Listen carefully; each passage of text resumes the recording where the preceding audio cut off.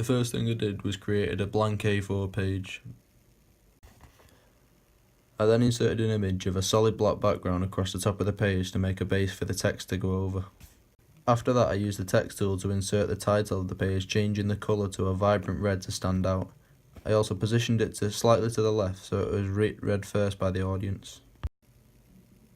Next, I used the text tool again to do the issue number and date just under the title so it was not taking attention away from the other features but is easily seen.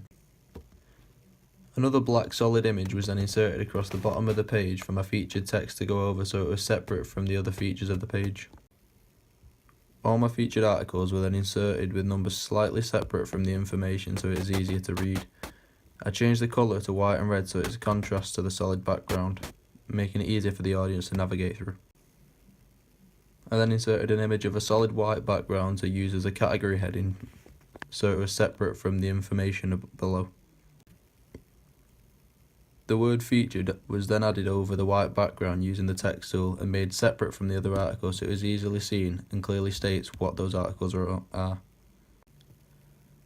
My regular articles were then added over the original white page in a black and red text to contrast the background, making it easier to read. Numbers still separate from the information so the audience can easily navigate through.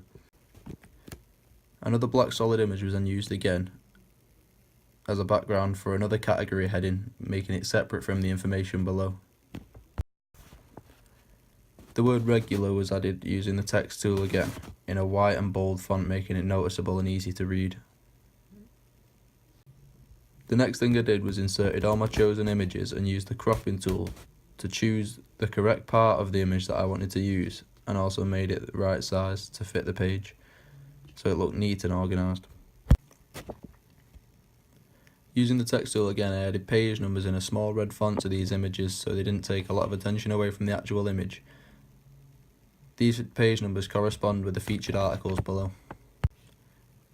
The final thing I did was add a small image of my front cover to show the audience what magazine it is without boring them with more text. This final feature completes my magazine contents page.